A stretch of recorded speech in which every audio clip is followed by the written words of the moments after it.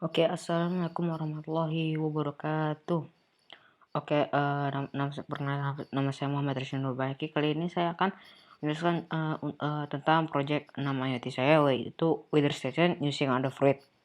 Oke, di sini saya akan menjelaskannya. Oke, di sini deskripsi dan tujuan proyek adalah satu ini monitoring suhu kelembapan CO dan CO2 pada lingkungan. Dan yang kedua adalah mengontrol LED dan relay sebagai indikator dan lampu. Project ini tujuan yang saya sebutkan tadi ya. Dan next slide-nya adalah komponen dan aplikasi dan library-nya ya. Dari sini aku menjelaskan ada beberapa komponen dan aplikasi yang dibutuhkan. Yang pertama komponennya. Oke, di sini kita memerlukan Node MCU, lalu NV3, yang kedua kabel jumper, 3 relay, 2 channel, 4 sensor DHT11, 5 sensor MK135, 6 LED, dan 7 kabel data micro USB. Dan aplikasi yang kita gunakan adalah ada Fruit.io dan Arduino IDE. Library yang dibutuhkan ada ESP8266 yang Wi-Fi, dan 2 Android IO MQTT, dan 3 DHT, 4 MQ Unified Sensor. Oke, saya akan menjelaskan fungsi dari komponen-komponen yang kita akan perlukan. Yang pertama adalah board Node MCU Lolin V3. Board dengan chip ESP X266 yang dapat atau 8266 yang dapat diprogram dan mengaplikasikan fungsi dari komponen input dan output yang terhubung setelah diprogram. Dan yang kedua adalah sensor di atas 11 sedang digunakan untuk mengukur suhu dan kelembapan. Ini biasanya untuk seperti kayak suhu gitu, atau mengecek suhu ruangan di dalam ruangan ini ya. Dan yang kedua relay 2 channel. Itu komponen yang digunakan untuk mengalirkan arus listrik tidak menggunakan kendali listrik arus kecil. Yang ketiga adalah sensor MK135, atau yang keempat ini ya adalah MK135. Sensor yang digunakan untuk mengukur kadar CO dan CO2 dan amonia. Yang keempat adalah LED untuk lampu luar, lampu dalam, dan lampu ya. Dan saya sekarang akan menjelaskan fungsi dari aplikasi yang disebutkan tadi, itu Arduino IDE yang disediakan oleh Arduino. Software yang digunakan untuk memprogram microcontroller seperti Arduino Family, ESP8266, dan ESP32. Oke, di sini ada fungsi aplikasi lainnya, yaitu ada Fruit.io. Ada Fruit.io adalah salah satu platform IoT yang memberikan kemudahan dalam membuat sebuah layanan yang menggunakan konsep IoT. Berbagai fitur yang dimiliki oleh ada Fruit.io memberikan kemudahan bagi pengguna untuk bisa membuat sebuah layanan IoT. Dan apa itu MQTT? Oke, saya akan menjelaskannya. MQTT atau Message Queuing Telemetry Transport itu adalah protokol IoT yang menggunakan arsitektur publish dan subscribe dari dua komponen utama, yaitu MQTT broker dan MQTT client. Protokol yang berbasis M2M atau machine to machine. Oke, saya akan menjelaskan tentang sistem pinout-nya ya. Oke, di sini ada dari relay, LED, DHT, MQ. Ya, ini semua, dan ini untuk boardnya ya. Oke, dan ini sistem pinout-nya. Pinout dari ini ya, pinout dari relay, LED, DHT, dan MQ. Oke, saya akan menjelaskan dari pin dari MQ-nya dulu ya, yang ini MQ. Oke, dari MQ-nya sendiri adalah EO ke EO. Oke, di sini ada yang bernama EO ya. Kalian cari yang EO nih. Ini EO ke EO. Oke. Dan yang VCC ke VUSB. Ini VCC yang kabel merah ke VUSB.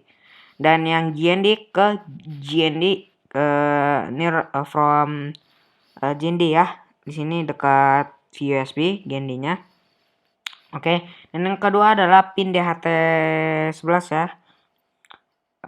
Ke pin Node MCU. Yang pertama adalah pin data out ke D3. Oke, pin data out-nya itu yang ini ya, D3 itu berarti yang sini ya. Dari yang sini, lihat ke sini, ini D3. D4 ya, D3 sampingnya D4 ya. Sini D3. Dan yang kedua adalah dari pin yang plus itu ke 3V ya, ada tulisan not unsinkable, dan yang minus ke GND yang dekat tulisan not MCU ya. Seperti ini. Lihat, yang ini ke GND dan ini not MCU yang VSB. GND dan 3V ya, maaf salah. Oke, yang kedua adalah pin LED. Oke, dari LED kita melihat di sini ada yang namanya kaki panjang dan kaki pendek. Di salah satu ini ada yang namanya kaki panjang, kaki pendek. Dan yang di kaki panjang yaitu adalah ke D0. Yaitu di sini ya, D0 yang agak bengkok sini. Nah, ke D0 ya, ada ke 3V GND. Ini 3 D0. Dan yang kaki pendeknya ke GND dekat tulisan not MCU ya. Ke sini ya, yang jauh di sini, yang hampir sama dengan DHT ya. Tapi kan di sini ada 4 dan kalian memilih yang keduanya. Dan yang terakhir ada pin relay. Pin relay yaitu yang pertama in1 ke D1, yang in2 ke D2. Ingat saja 1 2 1 1 2 2. Oke, yang pin in1 yaitu ke di sini ada D1. Lihat, ini D1 ya. Ini ke D1, ini in1 ke D1 yang in1, yang D2 ke yang ini yang in2 ke D2 ya, ini D2. Dan yang VCC ke 3V dan GND ke GND ya, sama seperti biasa. GND ke GND, VCC ke 3V. Oke, untuk selanjutnya yaitu adalah bagaimana sistemnya bekerja. Sistem bekerja yaitu pertama dari IoT device dia mempublish data subscribe topic for receiving data, yaitu ke Adafruit, broker and storage, dan receive data from broker and showing them and post comment for controlling, yaitu ke Adafruit. Adafruit mengembalikan ke Adafruit, broker and storage, dan Adafruit, broker and storage itu mengembalikan ke IoT device. Oke, saya akan menjelaskan tentang di IO Station-nya. Oke, ke create new block. Di sini ada create new block. Oke, kalian ke create new block dan kalian akan membutuhkan yang satu pertama toggle ya. Di sini toggle fungsinya adalah untuk lampu rumah dalam, lampu dan lampu luar ya. Di sini dengan beberapa relay dan menggunakan relay dan LED ya. Relay dan LED. Dan di sini juga kita membutuhkan yang namanya gauge.